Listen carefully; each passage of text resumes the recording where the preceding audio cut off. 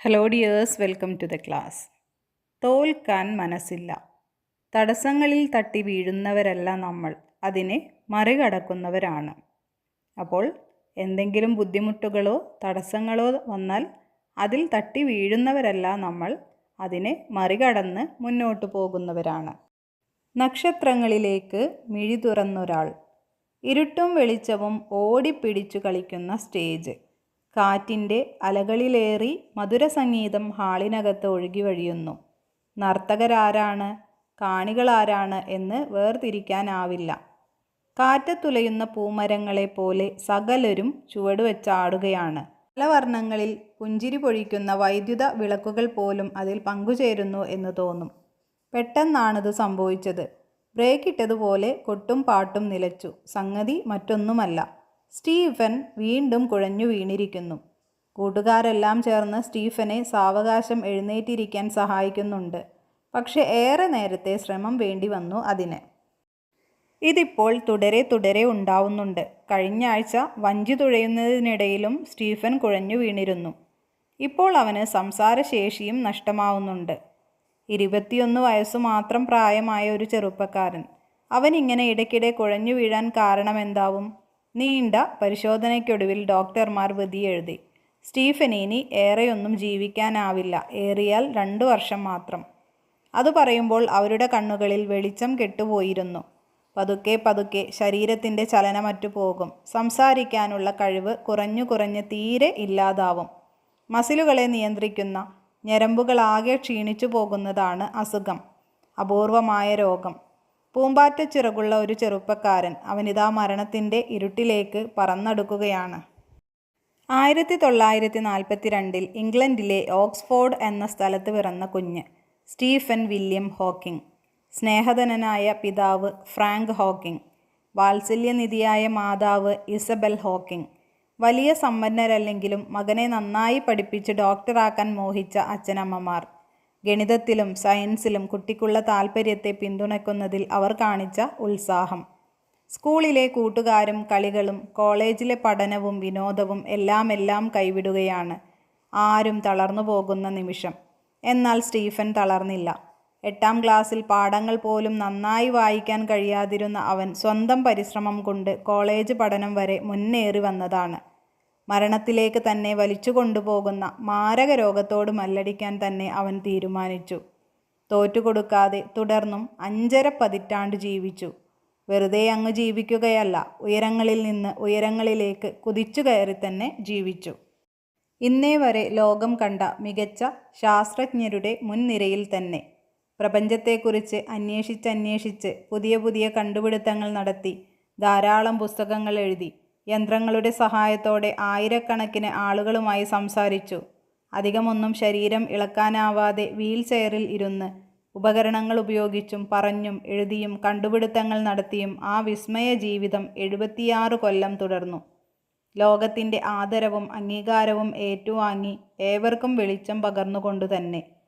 2018 March 14 മരണം അദ്ദേഹത്തെ കീഴ്പ്പെടുത്തും മുമ്പേ അദ്ദേഹം മരണത്തെ തോൽപ്പിച്ചു കഴിഞ്ഞിരുന്നു. ഒന്നും ഒറ്റയ്ക്കായിരുന്നില്ല. എന്തിനും ഏതിനും അച്ഛനമ്മമാർ ഒപ്പം നിന്നു. കോളേജ് പഠനകാലത്തെ കൂട്ടുകാരിയായ ജെയിൻ വൈൽഡ് മാറാരോഗമുണ്ടെന്നറിഞ്ഞിട്ടും ജീവിത പങ്കാളിയായി കൂടെ നിന്നു. അവരുടെ കൂട്ടുജീവിതത്തിൽ പിറന്ന 3 മക്കൾ.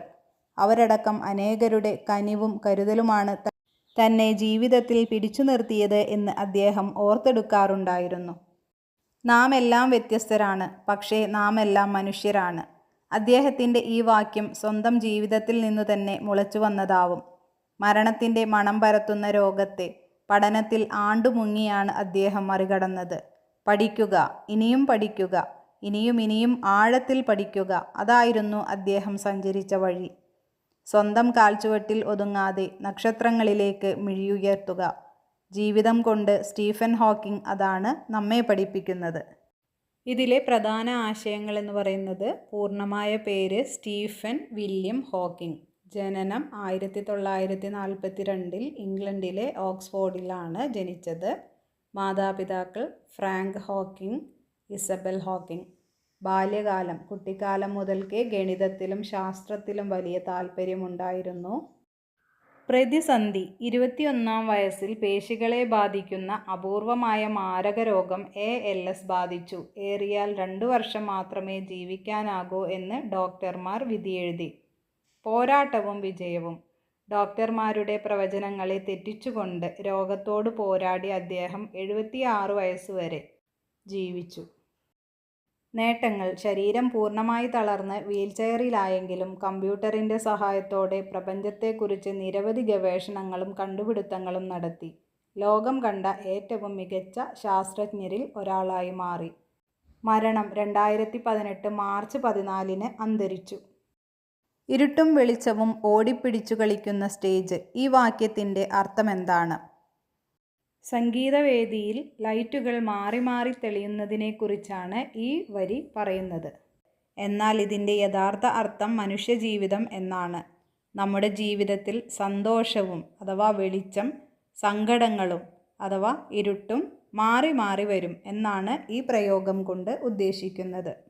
നക്ഷത്രങ്ങളിലേക്ക് മിഴിയുയർത്തുക. നാം വെറുതെ മേൽപോട്ട് നോക്കണം എന്നാണോ ഇതിനർത്ഥം? ഇത്തരത്തിലുള്ള പ്രയോഗങ്ങൾ സ്വയം രൂപപ്പെടുത്തൂ. സ്വന്തം രചനകളിൽ പ്രയോഗിക്കൂ. അല്ല, വെറുതെ ആകാശത്തേക്ക് നോക്കുക എന്നല്ല ഇതിൻ്റെ അർത്ഥം. സ്വന്തം പരിമിതികളിൽ ഒതുങ്ങി നിൽക്കാതെ വലിയ ലക്ഷ്യങ്ങൾ വയ്ക്കുക, ഉയർന്ന സ്വപ്നങ്ങൾ കാണുക എന്നാണ് ഇതിൻ്റെ അർത്ഥം. സമാനമായ മറ്റു ചില പ്രയോഗങ്ങൾ. കടലോളം പ്രതിസന്ധികളെയും തോണി തുഴഞ്ഞു മറികടക്കുക. ഇതിനർത്ഥം വലിയ കഷ്ടപ്പാടുകളെ ധൈര്യത്തോടെ നേരിടുക. അടുത്തത്, ചിറകറ്റാലും ആകാശത്തോളം സ്വപ്നം കാണുക. വഴികൾ അടഞ്ഞാലും വലിയ ലക്ഷ്യങ്ങൾ ഉപേക്ഷിക്കാതിരിക്കുക. മനസ്സിൽ ഒരു വിളക്ക് കൊളുത്തുക. അതിനർത്ഥം പ്രതീക്ഷയും അറിവും നിലനിർത്തുക. ഇതുപോലെയുള്ള മറ്റു പ്രയോഗങ്ങൾ. പൂമ്പാറ്റ ചിറകുള്ള ചെറുപ്പക്കാരൻ. അതിനർത്ഥമെന്ന് പറയുന്നത് ഒരുപാട് സ്വപ്നങ്ങളും വലിയ ഉത്സാഹവുമുള്ള യുവാവ്. മനസ്സിൻ്റെ വെളിച്ചം. അർത്ഥം പ്രതിസന്ധികളിൽ തളരാത്ത പ്രതീക്ഷയും ആത്മവിശ്വാസവും. മരണത്തെ തോൽപ്പിക്കുക. ഇതിനർത്ഥം മരണശേഷവും സ്വന്തം നല്ല പ്രവർത്തികളിലൂടെ ജനമനസ്സുകളിൽ ജീവിക്കുക. കോവിഡ് രോഗം പടർന്നു പിടിച്ച കാലം. അന്ന് നമുക്ക് അടുത്തടുത്ത് നിൽക്കാൻ പോലും കഴിയുമായിരുന്നില്ല.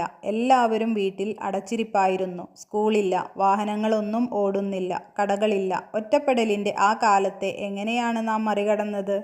തെയ്യ തിന്തക. തെയ്യ തിന്തക തെയ്യ തിന്തക തെയ്യ തിന്തക താതിനോ. തെയ്യ തിന്തക തെയ്യ തിന്തക തെയ്യ തിന്തക താതിനോ. കയ്യെത്തിക്കണ്ട മെയ്യെത്തിക്കണ്ട തന്നെത്താനൊന്നു പാടിടാം. തെയ്യ തിന്തക തെയ്യ തിന്തക തെയ്യ തിന്തക താതിനോ. തെയ്യ തിന്തക തെയ്യ തിന്തക തെയ്യ തിന്തക താതിനോ. കയ്യെത്തിക്കണ്ട മെയ്യെത്തിക്കണ്ട തന്നെത്താനൊന്നു പാടിടാം. കൊന്ന പുകണതെന്തിനാ, മഞ്ഞു പെയ്യണതെന്തിനാ, കണ്ണിരുട്ടുകൾ മാറി നല്ലൊരു കാലം വന്നെന്നു ചൊല്ലുവാൻ. തെയ്യ തിന്തക തെയ്യ തിന്തക തെയ്യ തിന്തക താതിനോ. തെയ്യ തിന്തക തെയ്യ തിന്തക തെയ്യ തിന്തക താതിനോ. കയ്യെത്തിക്കണ്ട മെയ്യെത്തിക്കണ്ട തന്നെത്താനൊന്നു പാടിടാം. ഇല്ലിക്കൊമ്പത്തെ കുഞ്ഞിപ്പക്കിയും പുള്ളും പാടണതെന്തിനാ, അന്തിയോളമടച്ചിരുന്നാലുള്ള പൊഞ്ഞാറൊക്കെയും മാറുവാൻ. തെയ്യ തിന്തക തെയ്യ തിന്തക തെയ്യ തിന്തക താതിനോ. തെയ്യ തിന്തക തെയ്യ തിന്തക തെയ്യ തിന്തക താതിനോ. കയ്യെത്തിക്കണ്ട മെയ്യെത്തിക്കണ്ട തന്നെത്താനൊന്നു പാടിടാം. വെള്ളിക്കാശില്ല വെള്ളരിക്കയും എങ്ങനെ കണിയെങ്ങനെ, ചില്ലുകണ്ണാടി മുന്നിൽ ചെന്നിട്ട് നിന്നെത്താനൊന്നു കാണണം. തെയ്യ തിന്തക തെയ്യ തിന്തക തെയ്യ തിന്തക താതിനോ. തെയ്യ തിന്തക തെയ്യ തിന്തക തെയ്യ തിന്തക താതിനോ. കയ്യെത്തിക്കണ്ട മെയ്യെത്തിക്കണ്ട തന്നെത്താനൊന്നു പാടിടാം. കമ്പിപ്പുത്തിരി മത്താപ്പുമില്ലൊരു തുമ്പും കിട്ടാത്തൊരാന്തല, ഇത്തിരിക്കൂടി കാക്കടി നമ്മൾ അക്കരയ്ക്കുടനെത്തുമേ. തെയ്യ തിന്തക തെയ്യ തിന്തക തെയ്യ തിന്തക താതിനോ. തെയ്യ തിന്തക തെയ്യ തിന്തക തെയ്യ തിന്തക താതിനോ. എഴുതിയിരിക്കുന്നത് BK ഹരിനാരായണൻ. അന്തി. സന്ധ്യ, ആന്തല് അമ്പരപ്പ്, തുമ്പ് അറ്റം അല്ലെങ്കിൽ അവസാനം, പക്കി പക്ഷി, പൊന്നാറ് മടുപ്പ്, മെയ്യ് ശരീരം. കവിത താളമിട്ട് ഈണത്തിൽ ചൊല്ലൂ. കൈ എത്തിക്കണ്ട മെയ് എത്തിക്കണ്ട, തന്നെത്താനൊന്നു പാടിടാം. ഇതുകൊണ്ട് എന്താണ് അർത്ഥമാക്കുന്നത്?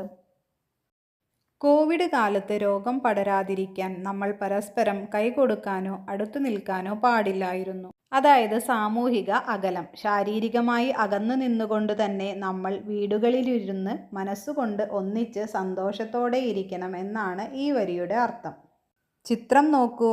കണ്ണിരുട്ടുകൾ മാറി നല്ലൊരു കാലം വരുമെന്ന് പ്രകൃതി നമ്മോട് പറയുന്നുണ്ട്. എങ്ങനെയാണിത് പറയുന്നത്?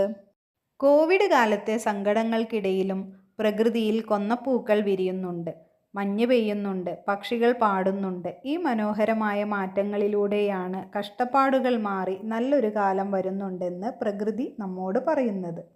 ചില്ലു കണ്ണാടി മുന്നിൽ ചെന്നിട്ട് നിന്നെത്താനൊന്നു കാണണം. കണ്ണാടിയുടെ മുന്നിൽ നിന്നാൽ തന്നെത്താൻ കാണുമല്ലോ. പിന്നെന്തിനാവും കവി നിന്നെത്താനൊന്നു കാണണം എന്ന് ഊന്നി പറഞ്ഞത്? ഇതിൻ്റെ അർത്ഥം വെറുതെ സ്വന്തം മുഖം നോക്കുക എന്നല്ല. പുറത്ത് വലിയ പ്രതിസന്ധികളും കഷ്ടപ്പാടുകളും ഉണ്ടാകുമ്പോൾ പേടിച്ചു പോകാതെ തൻ്റെ ഉള്ളിലെ കരുത്തും ആത്മവിശ്വാസവും തിരിച്ചറിയണം എന്ന് ഓർമ്മിപ്പിക്കാനാണ് കവി ഇങ്ങനെ പറയുന്നത്. തെയ്യ തിന്തക തെയ്യ തിന്തക തെയ്യ തിന്തക താതീനോ. വായ്ത്താരിക്കിണങ്ങുന്ന പുതിയ വരികൾ കണ്ടെത്തി എഴുതൂ. ഒരുമയോടെ കൈകോർത്ത് നമ്മൾ പുതിയൊരു പുലരി തനിയെ തീർക്കും. തെയ്യ തിന്തക തെയ്യ തിന്തക. ഇത്തിരി കൂടി കാക്കടി നമ്മൾ അക്കരയ്ക്കുടനെത്തുമേ. എന്തിൻ്റെ അക്കരയ്ക്കെത്തുമെന്ന കാര്യമാണ് സൂചിപ്പിക്കുന്നത്. ചിത്രം കൂടി പരിശോധിച്ച് കണ്ടെത്തൂ. കുട്ടികൾ കുന്നിൻ്റെ ചെരുവിലൂടെ മുകളിലേക്ക് നടന്നു കയറുന്നതായി ചിത്രത്തിൽ കാണാം. കുന്നിൻ മുകളിലെത്തി പൂക്കളും പഴങ്ങളും പറിക്കുകയാണ് അവരുടെ ലക്ഷ്യം. അതിനാൽ കുന്നിൻ്റെ മറുഭാഗത്ത് അല്ലെങ്കിൽ അക്കരെ എത്തുന്ന കാര്യമാണ് ഇവിടെ സൂചിപ്പിക്കുന്നത്. ഓക്കെ ഡിയേഴ്സ്, പാഠഭാഗങ്ങൾ നന്നായി പഠിക്കണം. മറ്റൊരു ക്ലാസ്സിൽ വീണ്ടും കാണാം. താങ്ക്